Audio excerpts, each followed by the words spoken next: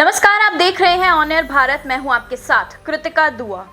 जहां एक तरफ दिल्ली में श्रद्धा मामला खूब सुर्खियों में था, वहीं दूसरी तरफ इसी तरह का एक और मामला लखनऊ से सामने आया है, जहां एक तरफ आफताब ने श्रद्धा को काटकर उसके 35 टुकड़े कर दिए, तो वहीं दूसरी तरफ सूफियान ने 17 साल की निधि को चौथी मंजिल से नीचे फेंक दिया और निधि की मौत हो गई।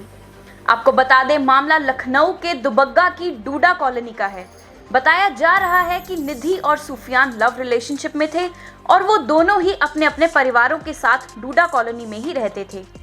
निधि सिर्फ 10th पास थी और वो एक ब्यूटी पार्लर में ब्यूटिशियन का कोर्स कर रही थी।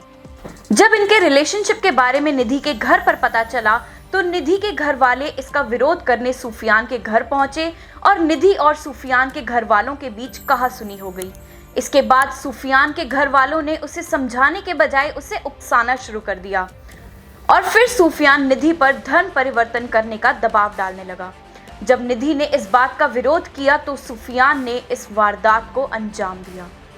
निधि की मां का कहना है कि सूफियान निधि को कई दिनों से परेशान कर रहा था और उसका धर्म परिवर्तन करके मुस्लिम रीति रिवाज से निकाह करना चाहता था। सूफियान उसे टॉर्चर करता था और उस पर शादी करने का दबाव बना रहा था।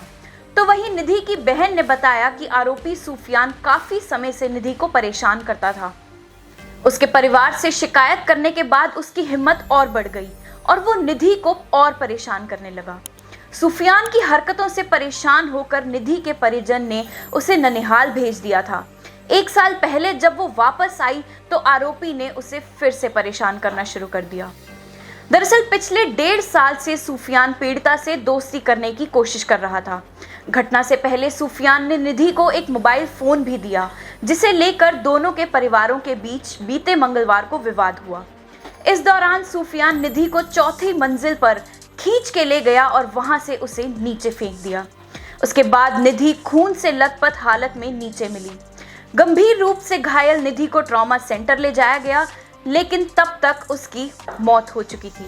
जब निधि का शव डूडा कॉलोनी उसके घर पर लाया गया तो उसके घर वालों और मोहल्ले वालों ने इसका प्रदर्शन किया। उन्होंने सूफियान और उसके परिवार के खिलाफ सख्त कार्रवाई की मांग की और हंगामे को देखते हुए भारी मात्रा में पुलिस फोर्स भी तैनात हुई। इसके साथ ही पुलिस ने लोगों को समझा बुझाकर मामला भी शांत कराया। फिलहाल इस मामले के बाद पूरे इलाके में दहशत है। गंभीर धाराओं के तहत आरोपी के खिलाफ मुकदमा दर्ज कर लिया गया है। सूफियान इस वक्त अपने घर वालों के साथ फरार है और पुलिस उसकी तलाश कर रही है। आज की इस वीडियो में इतना ही। आगे भी हमारे साथ जुड़े रहें और देखते रहें ऑन एयर भारत।